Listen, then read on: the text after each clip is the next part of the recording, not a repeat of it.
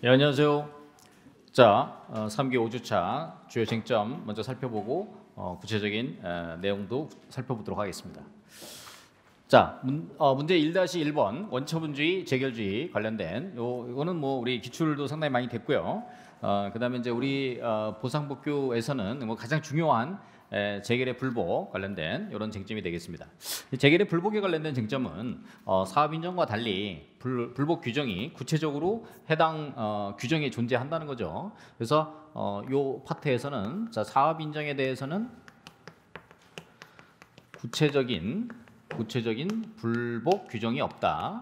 이 포인트. 그 다음에 이 수용 재결에 대해서는 별도의 불복 규정이 존재한다. 요것도 굉장히 중요한 포인트고요. 자, 그래서 이제 수용 재결하고 이의 재결이 있을 때 그러면 무엇을 소의 대상으로 하느냐? 여기 이제 전형적인 판례가 있죠. 정답 판례가 2008도 104. 그렇죠?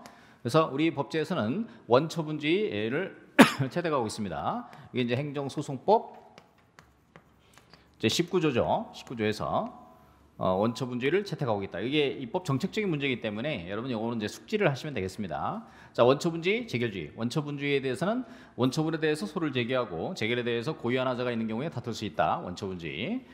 재결주의는 원처분에 대해서는 소를 제기할 수 없고 재결에 대해서 행정심판의 재결에 대해 소를 제기하고 원처분의 위법을 주장할 수 있다. 이 재결주의입니다. 그래서 우리 법제 토지보상법에서 이제 수용 재결 여기 이제 원처분이죠. 원처분이고 그다음에 이의재결 여기 행정 심판의 재결 형태죠.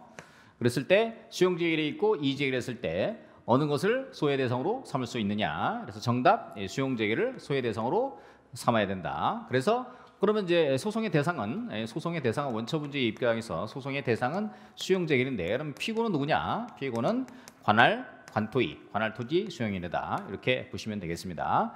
보통은 우리가 이제 지자체에서 행해지는 기초지자체에서 행해지는 경우는 예를 들면 서울시 관악구다. 관악구에서 행해지는 수용 재결에 관련돼서 기본적으로 서울시 지방토지수용위원회 하지만 국책사업이거나 두 개 광역시가 걸쳐 있는 경우에는 중앙토지수용회에서 직접 수용 재결을 하고 그에 따라서 이의 신청을 하는 경우는 이의 재결 관련된 것도 중앙토지수용회를 하는데 중앙토지수용회는 수용 재결위원회, 이의 재결위원회, 공익성검토위원회 이렇게 해가지고 세 가지 위원회가 이렇게 있으면서 수용 재결도 하면서 이의 재결도 할 수 있다. 그래서 요거를 우리가 지방토지수용회라는 표현을 안 쓰고 관할토지수용회를 쓰는 이유가 바로 이제 그런 내용 때문에 그렇다. 이렇게 정리해서 보시면 되겠습니다. 자, 그다음에 원처분주의 재결조고 그래서 정확하게 이 판례를 적시를 하면서 그렇죠? 근거규정 행정소송법 제 19조 그다음에 우리 법으로 치면 토지보상법 제 85조 제 1항 여기 이제 근거 규정, 그 다음에 판례 2008도 104 그렇죠. 그래서 이거에 대한 이론적인 법리적인 내용, 그 다음에 관련된 규정, 그 다음에 판례 그래가지고 여러분이 결론을 내는 방식으로 이렇게 답안을 구성하시면 되겠고요. 출제는 한 10년치 정도에서 한 3번 정도 출제됐습니다. 자, 그 다음에 이제 보상금 증감정도 이거는 10년치 기출문제 중에서 무려 한 5번 정도 출제가 됐습니다. 5번 정도 출제돼서 뭐 출제왕입니다. 출제왕. 그렇죠. 그래서 쉽게 낸다. 여러분 합격시켜주고 싶다. 그러면 실제위원이 그냥 보증서를 냅니다. 그렇죠. 지금까지 역대적으로 그냥 붙여주고 싶다. 그러면은 보상복규 그냥 점수 주고 싶다 내면은 특별법상 행정심판 이의신청과 그 다음에 보증서로 깔아주는 것이 이게 이제 출제위원들의 성향입니다. 그래서 올해 그냥 평범하게 작년도 70%나 과락을 맞아가지고 올해는 그냥 점수를 후하게 준다. 그러면 그냥 보증서 이렇게 잘 정보하시면 되는데요. 근데 이제 보증서의 유형이 여러 가지 패턴의 판례가 있습니다. 그래서 보증서가 우리가 형식적 당사소송이죠. 그 다음에 확인급부소송입니다. 법률관계를 대상으로 소의 대상을 삼는다. 이런 것들은 기본적으로 잘 쓰시면 되는데 자, 판례 득점 포인트 2008도 8돌이 뭐예요? 2008도 8돌은 잔여지 관련된 거죠. 잔여지 수용 재결 거부에 대해서는 보상금 증감소송으로 다툰다. 그렇죠? 목차에 보시면 그 내용이 있습니다. 그 다음에 2007-8119 뭐예요? 주거이전비 관련돼서 이와 관련돼서 재결이 나왔고 재결에 대해서 증액을 요구하는 경우는 보상금 증감소송으로 다툴 수 있다. 이런 판례 하나 있고요. 그 다음에 2018도 67 제3자가 보증서를 제기하는데 당사자격 그래서 제3자가 추심이나 압류나 추심명령을 하는 경우에 있어서 보증서의 당사자격을 상실하지 않는다. 이런 판례 하나 있고 또 하나가 있어요. 2018도 227 잠업사에 대한 이 간접 손실 보상, 그렇죠? 요거의 경우에도 그 잘못된 재결, 그러니까 이건 이제 공익사업 시행지구 밖에서의 잘못된 재결에 대해서 이걸 보통 우리가 잘못된 재결을 하면은 재결에 대한 취소소송을 제기해야 되는데, 자 판례에서는 2018도 227 판결에서 이 관련된 내용에 대해서는 뭘로 제기한다? 이거는 보증서로 제기한다, 이런 판례 내용이 있습니다. 그래서 보증서와 관련된 내용에서는 판례의 유형별 검토, 그렇죠? 판례의 유형별 검토, 요 목차를 통해서 상세하게 요 내용들을 여러분들께서 적시를 잘 해준다 그러면 상당히 고득점을 받을 수 있는 그런 득점 포인트라고 볼 수가 있겠습니다. 자, 그다음에 이제 문제 2번에서 지금까지 출제가 안 된 게 이제 이거예요. 그래서 벌써 한 두 번째 제가 출제하고 있는데 3기, 4기, 2기, 3기에 이어서 제가 이제 두 번째로 출제하고 있는데 개별 공시지가 검증 업무 처리 지침에 대한 법규성 논의 되겠습니다. 그래서 이거는 법령 보충적 행정규칙으로서 보충적 행정규칙으로서 상위 법령과 결합하여 대외적인 구성력이 있다. 이거 이제 학설 쓰실 때요. 자, 행정규칙설, 그 다음에 법규명령설, 규범규칙 행정규칙설, 위헌무효설, 법규명령설을 갖는 행정규칙설 이렇게 쓰셔야 되겠어요. 자, 법령보충적 행정규칙 나오면은 법규명령식 행정규칙처럼 뭐 형식설, 실질설, 수권적규칙설 이렇게 세 개 쓰시는 거꾸로 쓰는 분이 있는데, 그래서 학설 쓰는 거 요거만 여러분들이 틀리지 않고 이렇게 하시면 좋을 것 같습니다. 자, 이번에 조금 여러분들이 난이도가 있었던 게 뭐냐면 인근 주민이 개공에 대한 딴 사람의 개공에 대해서 이의신청과 소송을 제기할 수 있느냐, 자, 이 부분이 색다른 논의가 되겠는데요. 실제로 이게 그 지자체 제가 부동산 가격공시위원회 해보니까 실제로 이런 경우가 되게 많더라고요. 그렇죠? 실제로 이런 경우에 관련된 뭐 국민권익위라든지 또는 행정심판 같은 것도 꽤 많습니다. 우리가 보통 생각하면은 당사자만 우리가 개공에 대한 이의 신청을 제기할 거라고 생각하는데 인근 주민도 은근히 이의 신청을 많이 합니다.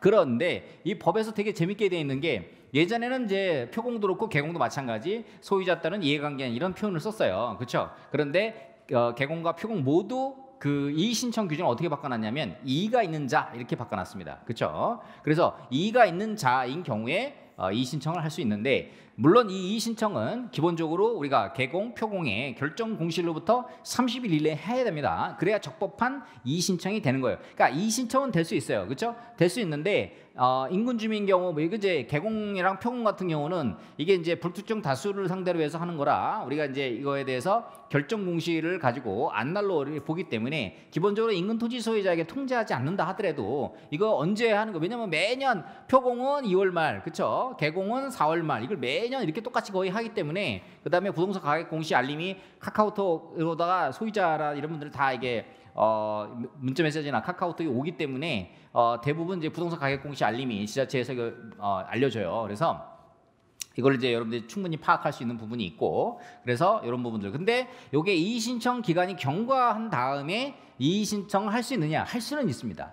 할 수 있는데 적법한 이의 신청이라고 보기는 어렵다, 이렇게 볼 수 있는데, 특이하게도 이의 신청이 경과했는데도 불구하고 명백한 오류로 봐서 정정한 그런 케이스도 있어요. 실제로 그런 판례들도 있습니다. 그래서 꼭 이의 신청이 경과했다 그래서 이 적법한 이의 신청은 아니지만 행정청이 직권으로 정정을 할 수 있다, 이렇게 보시면 되겠습니다. 물론 적법한 이의 신청을 통해서 정정을 하게 되면 이의 신청 정정이 되는 거예요. 그렇죠? 직권 정정하고 이의 신청 정정하고 좀 차이가 있으니까 이제 그런 부분들은 좀 정리를 해두시면 좋을 것 같고, 자, 그러면 이게 원고 적격이 있느냐, 이제 요게 이제 핵심입니다. 자, 원고 적격이 있느냐, 원고 적격이 있으려고 그러면 우리가 행정소송법 제12조에서 법률상 이익이 있는 자가 되는 거죠. 그러면 어떻게 돼요? 권리구제설, 그다음에 법률상 이익구제설, 보호가치 이익구제설, 적법성 보장설. 그래서 통설 판례는 법률상 이익구제설입니다. 그러면 인근 토지 소유자인 개공의 소유자가 그 개공에 관련돼서 법률상 이익이 있느냐, 이런 부분들에 대해서 어떻게 돼요? 요게 이제 여러분들이 이제 논리를 만들어가는 거죠. 개별적이면서 직접적이면서 구체적 이익이 있다 그러면 법률상 이익이 있고, 간접적, 사실적, 경제적 이익인 경우는 법률상 이익이 없다. 일반적, 간접적, 추상적 이익인 경우에 마찬가지 법률상 이익이 없다, 이렇게 보고 있습니다. 그래서 그거를 어떻게 논리적으로 요 부분을 가지고 여러분들이 논리를 만들어서 쓸 수 있느냐, 이런 부분들이 이제 득점 포인트, 그런 내용이 되겠습니다. 그래서 뭐 대상적격은 개공이니까 처분성이 있으니까 됐고요. 원고적격 그런 부분. 그다음에 이제 제소기간 관련된 거. 여기서 이제 제소기간 같은 경우가 여기서 상당히 그 논의가 될 수가 있는데 이 제소기간이 일반적인 개공 효공의 제소기간이라면 이제 맞추기가 쉬운데 만약에 이제 이의 신청을 했다, 그렇죠?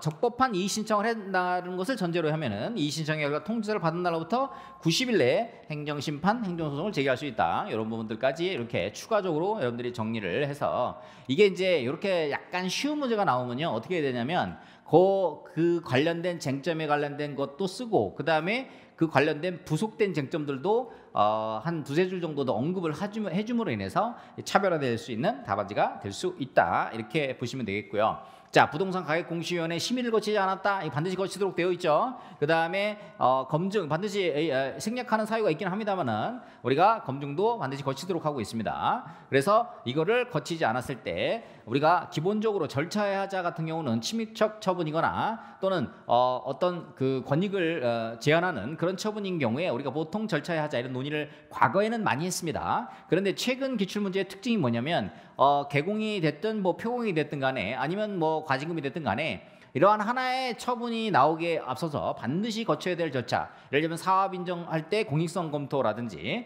이런 부분처럼 반드시 거쳐야 될 절차를 거치지 않았을 때, 그렇죠? 이런 부분들이 그 시험이 출제가 많이 되고 있으니까 그런 부분들을 여러분들이 잘 정리를 해두시면 좋을 것 같습니다. 여기서 심의, 검증 모두 이런 걸 쓸 때는 이거 뭐 딱딱 규정이 있잖아요. 그래서 이 규정들을 정확하게 쓰는 거. 그래서 관련된 판례가 있으면 같이 이제 판례까지 언급을 해주시면 될 것 같고요. 자, 절차하자 나오면 잘 써야 될 게 절하, 독치, 시기, 그렇죠? 여기 해서 간략히 언급을 해주시면 좋을 것 같습니다.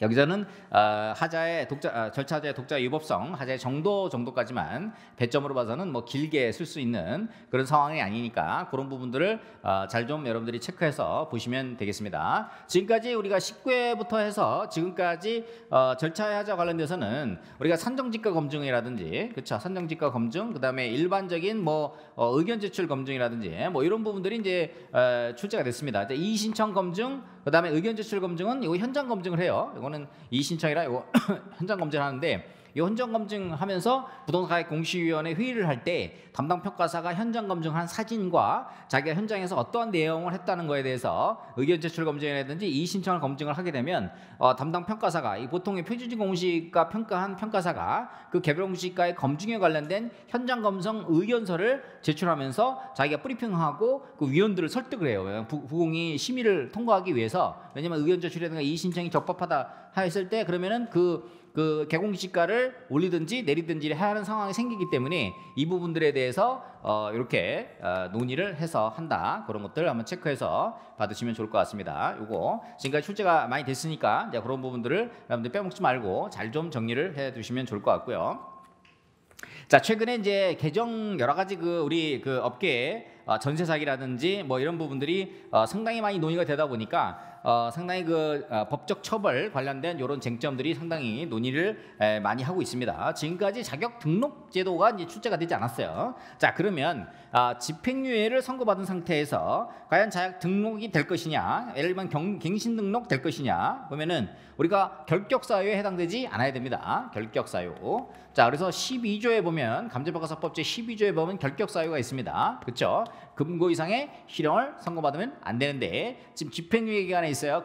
그런 경우에 있어. 그렇죠? 이런 경우에는 결격 사유에 해당되기 때문에 등록을 할 때는 등록 거부 사유가 되기도 하고 갱신 등록하는 경우는 갱신 등록 거부 사유가 되기도 합니다. 실제로 우리가 2007년도 우리 공안정국을 하면서 등록제도가 들어올 때 군 형법에 따라서 집행유예를 선고받고 감정법사 시험에 응시하던 수험생이 이게 결격 사유로서 이러한 금고 이상의 그러니까 이법이라는 것이 빠지면서 이법이 빠진 게 되게 중요해요. 그렇죠?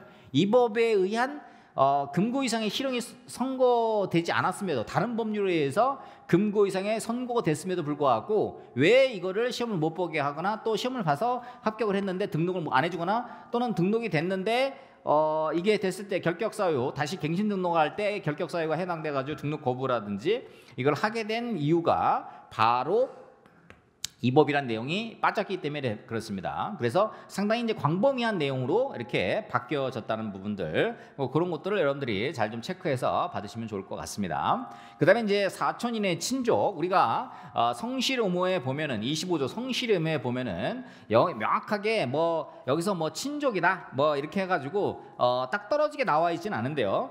보면은 25조 제2항에 보면 자기 또는 친족 소유 그밖에 불공정하게 감정 평가를 할 우려가 있는 경우, 이런 경우도 돼 있어요. 그래서 여기서 얘기하는 친족은 어디 범위냐? 우리 민법에서 우리 동성동본 할 때 이제 8촌에서 지금 4촌 범위까지 왔잖아요. 그래서 우리가 통상적으로 우리가 이제 일반적인 친족의 범위를 보통 한 8촌 이내 이렇게 봅니다. 그렇죠? 이게 이제 최근에는 이제 뭐 4촌 이내 이런 걸로다가 좀 줄어들긴 했습니다만, 어쨌든 딱 4촌 이내는 8촌 이내는 좀 애매하잖아, 그렇지? 근데 이제 4촌 이내면은 그래 우리나라 속담에 외할머니 함자만 알면 남이 없다는 거예요, 그렇죠? 외할머니 성만 알면 남이 없다. 뭐 8촌, 뭐 12촌 이렇게 해가지고, 그래서 이게 4촌 이내의 친족, 이거는 확실하게 이거는 25조 제2항을 위반한 그런 케이스가 될 수 있겠고요. 자, 원래 100억이에요. 근데 이제 150억으로 유도금지, 이게 사실은 우리 평가업계에서 가장 문제가 많았던 탁감.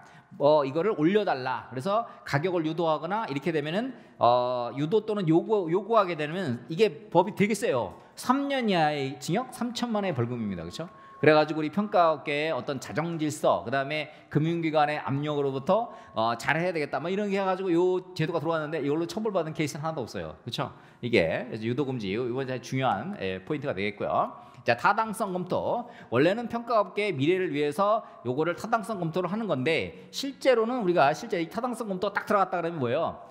바로 징계 예비 단계로 이렇게 인식을 하고 있습니다. 그래서 실제 지난 기출 문제 보면은 이게 한국 감정으로 이렇게 돼 있어요. 사실은 한국 부동산으로 바뀌었잖아, 그렇지? 가만히 보면 출제위원들도 그 이제 과거의 그 법명이라든지 명칭 이런 걸 가지고 출제를 해서 좀 이상하다 생각을 하긴 했어요. 원래는 한국 부동산으로 바뀌어져 있는데 한국 감정으로 해야 뭐 타당성 검토 이렇게 시험이 한번 나오긴 해서, 우리가 타당성 검토 관련된 거랑 그다음에 평가 기준에서 약술로 10점 나온 적이 있죠. 행정상 책임은 실질적으로 귀에 거는 귀걸이, 뭐 코에 거는 코걸이, 그래서 가지고 행정상 책임 여러분이 쓸 수 있으면은 애매하게 돼 있잖아요. 그러면 다 박을 수 있으면 다 받고요. 형사상 책임은 실질적으로 유도금지 관련된다든지 25조 위반을 했을 때 형사상 책임이 실질적으로 고발 조치되게 되면은 굉장히 세게 돼 있어요. 유도금지 관련된 뭐 3년 이하 징역 3천만 원 벌금, 4천 이내 관련된 거는 뭐 예를 들면 1년 이하 징역 1천만 원 벌금이라든지, 실제로 3년 이하 3천만 원 벌금으로 해서 굉장히 그 세게 돼 있어요. 그렇죠? 그래서 그런 관련된 규정들도 언급을 해주고, 최근에 이제 몰수 추징이라든지 이런 부분들 실제 금전을 받아가지고 그걸 가지고 이렇게 저거 했다 그러면은 그런 내용들도 체크해서 답안지에 쓰시면 아주 좋겠다. 몰수 추징 같이 몰수 원래 이제 형법에 있었던 건데 추징 요것도 우리 법에 가서, 그래서 이번에 전세 사기 해가지고 저수지 통장이라 해가지고 뒷돈 모아가지고 한데, 공인 중에서 뭐 감정평가사나 이런 사람들이 뒤에 저기 저수지 통장 만들어가지고 통장에다가 수수료, 뒷돈 받은 수수료 해가지고 뭐 전부 다 몰수 추징했다고 그러죠. 그래서 이거 참고하시면 되겠고요. 문제 4번. 우리가 일반적으로 신규직제 24조 무허가 불법 형질 변경에 대한 여러분들의 일반적인 내용들은 상당히 많이 보셨을 거예요. 근데 오늘 제가 나눠드린 자료 보시면 상당히 그 업그레이드된 내용이 되겠습니다. 그래서 이런 내용들이 그 교재에 반영된 거는 제 책밖에 없습니다. 그렇죠? 그래서 그동안에 우리 수험가에서 논의하는 거는 제가 앞부분에다가 실어놨어요. 그래서 수험가에서 논의되는 거는 일반적으로 논의되는 건데, 그거 말고 최근에 우리 불법 형질 변경에 관련된 논문이라든지, 그다음에 이거 제가 실어놓은 거는 한국부동산론의 논문으로서 불법 형질변경 토지의 손실보상과 특수문제에 관련된 논문을 요약한 내용이 되겠습니다. 그래서 이러한 내용을 토대로 해서 여러분들이 요게 최근에 보상 강론에 관련된 쟁점, 그래서 제가 여기 뭐 4번 문제로 내지 못하더라도 뭐 오염토지 부동산이라든지 부동산 보상평가라든지 해서 별도로 4번 이 플러스 알파로 해가지고 최근에 보상 강론에 업그레이드된 내용들도 추가적으로 제가 실어드릴 테니까 그런 부분들도 집중적으로 공부를 해보시면 좋을 것 같습니다. 불법 형질 변경, 무건축물 토지 각종 공법상 제한 평가, 이거 굉장히 업그레이드 많이 됐어요. 옛날 방식으로 뭐 일반적 계획제한, 개별적 계획제한 이런 것만 그냥 단순하게 여러분들 공부하시면 안 된다, 이렇게 정리해서 보시면 되겠습니다.